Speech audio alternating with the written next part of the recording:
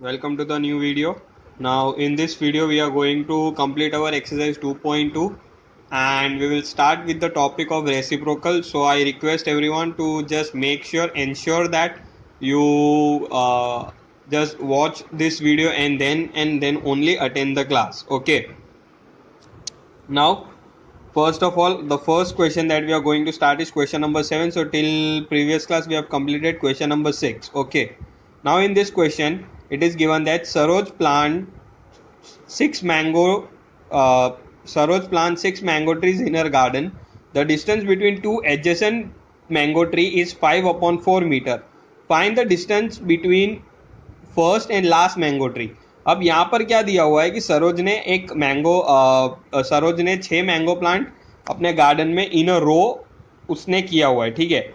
अब the distance between two adjacent mangoes. Now what is the meaning of adjacent mangoes? Adjacent mangoes मतलब पड़ोसी mangoes. Okay, पड़ोसी mangoes मतलब एक के बाजू में दूसरा, दूसरे के बाजू में तीसरा.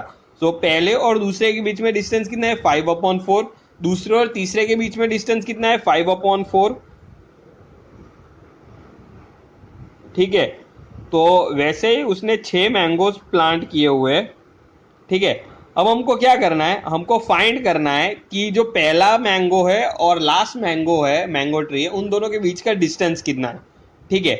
सो something like this is given to you. So ये फर्स्ट है, ये सेकेंड है, ये थर्ड है, ये फोर्थ है. सिमिलरली यहां पर ये फिफ्थ है और ये सिक्स्थ है. ठीक है. अब हर एक मैंगो ट्री के बीच में डिस्टेंस कितना है? 5/4. फर्स्ट और सेकंड के बीच में 5/4, सेकंड और थर्ड के बीच में 5/4, थर्ड और फोर्थ के बीच में 5/4, फोर्थ और फिफ्थ के बीच में 5/4 और फिफ्थ और सिक्स के बीच में भी 5/4. और वैसे उसने कितने रोज तो उसने, ठीक है, ऐसे 6 मैंगो प्लांट किए हुए. तो we have to find the distance from first to last. So first of all distance is 5/4 metre. Now distance between first sapling and last sapling is 5 multiply by 5/4. अब ये 5 कहां से आया? सो अगर हम लोग देखते हैं तो पहले और दूसरे के बीच में 5/4, तो एक का डिस्टेंस मिला, दूसरे का डिस्टेंस मिला, सेकेंड और थर्ड का डिस्टेंस मिला, थर्ड एंड फोर्थ का डिस्टेंस मिला. ठीक है. फोर्थ एंड फिफ्थ का डिस्टेंस मिला.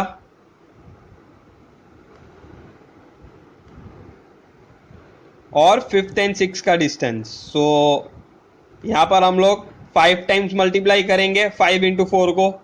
सो 5/1 मल्टीप्लाई बाई 5/4. सो 25/4, जिसको हम लोग लिखेंगे 6 whole 1/4 metre. So thus the distance from first and last sapling or last tree is nothing but 6 whole 1/4 meter. Okay, so it's a very simple sum. You can go through this sum, can pause the video.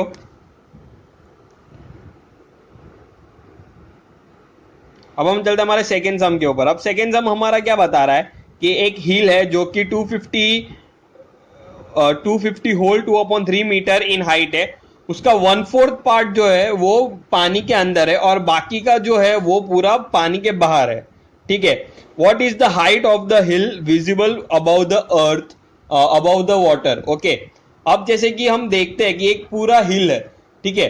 अब वो हिल 250 whole 2/3 metre total height है उसकी. ठीक है. उसमें से वो 1/4 part, 1/4 हिस्सा पानी के अंदर है और बाकी का पूरा हिस्सा पानी के बाहर है. Okay. Now what is the height of the hill visible about the water? अब अबाउ द वाटर कितना विजिबल है, कितना मीटर विजिबल है? तो फर्स्ट ऑफ ऑल हम लोग को पता है कि हाइट ऑफ द हिल कितना है? 250 होल 2/3 मीटर्स है. अब पार्ट ऑफ द हिल कितना है अंडर द वाटर कितना है? 1/4. सो टोटल हिल आउटसाइड वाटर कितना होगा? तो 1 माइनस 1/4. एलसीएम लेंगे तो 4 आएगा. So 1 into 4 upon 1 into 4 multiply by 1 into 1/4 into 1, that is 4 minus 1/4. 3/4 part of hill is outside water. Okay, 3/4 part of hill is outside water. अब हमको find करना है कि 3/4 हिल जो आउटसाइड ऑफ द वाटर है वो कितना मीटर का होगा? So height of the hill visible about the water in metres is equal to 250 into 250 whole 2/3 multiply by 3/4। यहां पर मैं करूंगा तो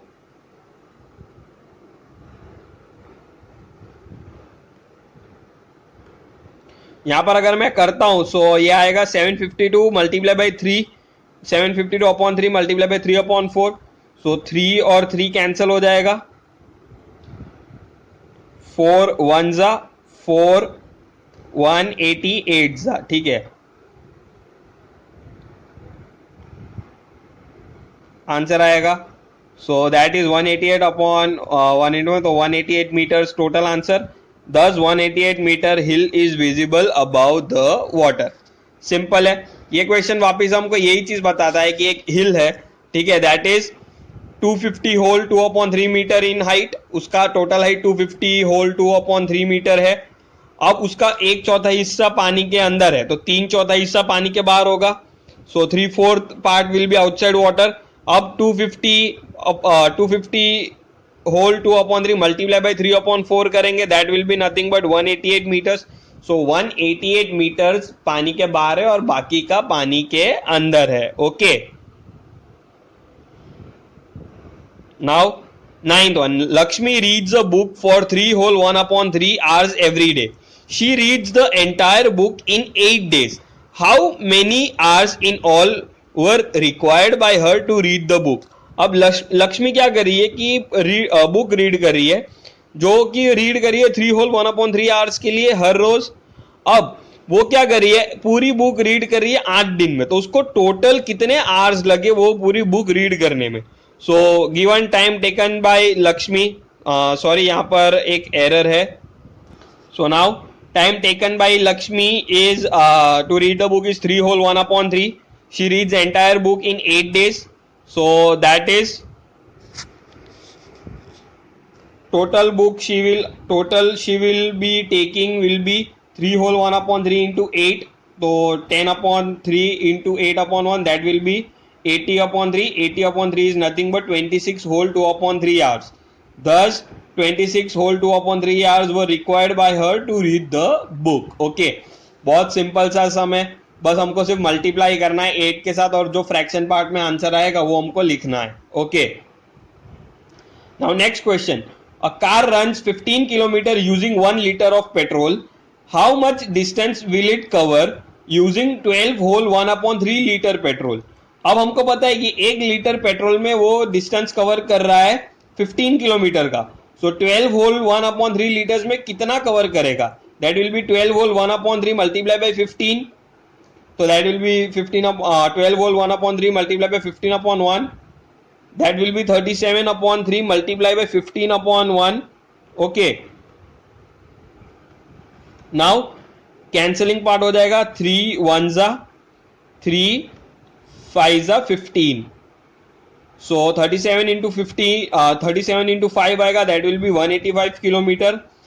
Thus car will cover 185 kilometer in 12 whole 1/3 liters of petrol. Okay, so you can pause this video and you can copy the sum. Next sum, cost of the burger is 10 rupees 10 whole 3/4 and of McPuff is 5 rupees 5 1/2. Find the total cost of 8 burgers and 16 McPuff.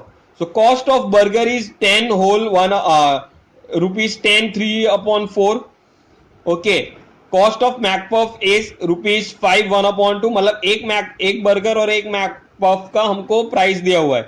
अब cost of 8 burgers कितना होगा? 10 whole 3/4 multiply by 8, that will B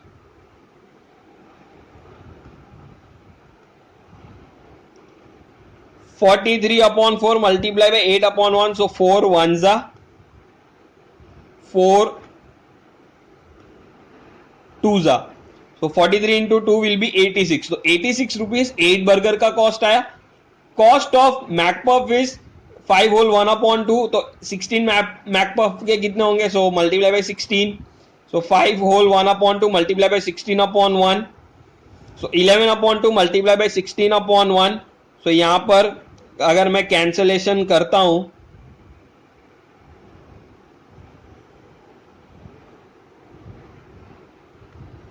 So 2 ones are 2 8s are, so 11 into 8 will be 88 rupees. अब हमको total price find करने, तो हम क्या करेंगे, cost of McPuff plus cost of burger करेंगे. सो 86 plus 88 that will be nothing but rupees 174. Okay, so 174 rupees किसके लगे हमको, मैकपफ के एंड बर्गर के. 8 बर्गर एंड 16 मैकपफ कितने में पड़ेगा हमको पड़ेगा 174 रुपीज में. Okay, now we'll go on to the 12th sum. A water tank contains 12 whole 1/2 liters of water. If 2/5 of it was consumed, how much water is left? अगर इतना consume हुआ तो कितना वाटर लेफ्ट होगा. तो first of all हम लोग देखेंगे टोटल वाटर टैंक में कितना है, 12 whole 1/2 litres. Water consume from tank is 2/5, मतलब 12 होल 1/2 लीटर्स का टैंक है, उसमें से 2/5 पार्ट उसका कंज्यूम हो गया. सो कितना पानी बचा उसके अंदर, so that will be 1 whole 2/5, 1 minus 2 whole 1 minus 2/5, LCM लेंगे तो 5 आएगा. सो दैट इज 3/5 पार्ट पानी अभी भी बचा हुआ है. अब 3/5 पार्ट 12 होल 1/2 लीटर्स का कितना होगा, so that is 12 whole 1/2 multiply by 3/5. Okay, so 25/2 multiply by 3/5, so 5 ones are 5 5s are, so 5 3s are 15/2, so 15/2 is 7 1/2 liters. मतलब the 7 whole 1/2 liters of water is remaining in the tank. Okay, ये भी जो हमारा हिल वाला question था उसके जैसा ही है, सेम क्वेश्चन है, कोई चेंज नहीं है. Okay, now I'll just present you the slide of another topic, that is reciprocal. So I request you all to go through that reciprocal part, and then I will discuss further things in Zoom class, and I shall complete the exercise in that portion of time. Okay, so reciprocal is when a pair of fraction which tends to make the product as one. Okay, मतलब ऐसी एक pair होगी जो उसका product 1 बनाएगी. मतलब अगर वो दोनों नंबर को हम लोगों ने मल्टीप्लाई किया, फ्रैक्शन की दोनों पेयर को अगर हम लोगों ने मल्टीप्लाई किया तो उसका आंसर क्या आएगा, 1 आएगा. ठीक है, in other words multiplicative inverse is also known as reciprocal. अब मल्टीप्लिकेटिव इनवर्स हमको पता है, मल्टीप्लिकेटिव इनवर्स मतलब माइनस नहीं करना है हमको. ठीक है, यहाँ पर हम क्या करते थे कि कोई भी नंबर होता था उसको माइनस कर देते थे. ठीक है, वो एडिटिव इनवर्स हो गया. बट ये हो गया मल्टीप्लिकेटिव इनवर्स, मतलब कि जो नंबर नीचे है, the number which is in the denominator. Okay, जो नंबर डिनोमिनेटर में है वो न्यूमरेटर में आ जाएगा और न्यूमरेटर वाला नंबर डिनोमिनेटर में आ जाएगा. ठीक है, अब in this reciprocal the numerator becomes denominator and denominator changes to numerator. अब यहाँ पर क्या होगा, जो न्यूमरेटर होगा वो डिनोमिनेटर बन जाएगा और डिनोमिनेटर होगा वो क्या बन जाएगा, हमारा न्यूमरेटर बन जाएगा. सो फॉर एग्जाम्पल मैंने यहाँ पर पेयर्स दी हुई है, दैट इज 7/3 एंड 7/1. ओके, एक नंबर है 7/3, दूसरा नंबर है 7 मतलब 7/1 हो गया. अब रेसिप्रोकल क्या होगा, 7/3 का हो जाएगा 3/7. ठीक है, तो यहाँ पर अगर हम इन दोनों नंबर्स को मल्टीप्लाई करेंगे तो हमारा आंसर 1 आएगा. ओके, और 7 का क्या हो जाएगा, 7/1 का क्या हो जाएगा, 1/7. ठीक है, सो ये हो गया हमारा बेसिकली जो टॉपिक है, दैट इज कॉल्ड रेसिप्रोकल. अब यहाँ पर की कॉन्सेप्ट क्या है, when we divide any fraction division sign changes to multiplication sign when we reciprocal the number after the division sign. अब यहाँ पर जो हमारा टॉपिक है उसमें हमको ये हमारा जो की कॉन्सेप्ट है, यहाँ पर हमको हमेशा मल्टीप्लाई की साइन नहीं होगी, डिवाइड की साइन होगी. अब डिवाइड की साइन में क्या होगा कि जब भी डिवाइड की साइन होती है तो डिवाइड की साइन के बाद वाला जो नंबर होता है ना, ठीक है, उसका रेसिप्रोकल करते हैं और डिवीजन की साइन मल्टीप्लाई में चेंज हो जाती है. तो यहाँ पर हम लोग ने ये नंबर देखा 5/7 divided by 3/4.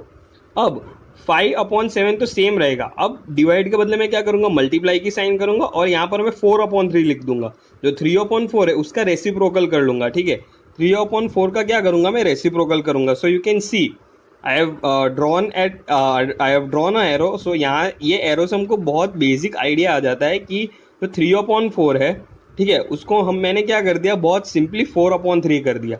So this is nothing but the reciprocal part. Okay, so वापिस से एक बार ब्रीफ रिकैप ले लेते हैं कि रेसिप्रोकल क्या होता है। तो जब भी एक पेयर होती है जो कोई भी नंबर के प्रोडक्ट को 1 बनाती है, ठीक है, जैसे कि 7/3 है, तो 7/3 का पेयर क्या होगा, 3/7 होगा, ठीक है। तो वो नंबर को क्या बनाएगी, 1। सो इन अदर वर्ड हम लोग उसको मल्टीप्लिकेटिव इनवर्स बोल देंगे। अब यहाँ पर रेसिप्रोकल में क्या होगा, जो न्यूमरेटर होगा वो हमारा डिनोमिनेटर बन जाएगा और डिनोमिनेटर क्या होगा, हमारा न्यूमरेटर बन जाएगा। सो 7/3 का क्या होगा, 3/7 हो जाएगा। अकेला 7 होगा तो उसको 7/1 लिखेंगे, और 7/1 का क्या होगा, 1/7। और यहाँ पर जो डिवीजन वाली साइन है वो मल्टीप्लाई में हो जाएगी, और डिवीजन की साइन के बाद वाला जो नंबर है वो क्या हो जाएगा, हमारा रेसिप्रोकल हो जाएगा, वो ऑल्टरनेट चेंज हो जाएगा, ठीक है। सो यहाँ पर ये जो की कॉन्सेप्ट है वो हमेशा हमको ध्यान में रखना है, ठीक है।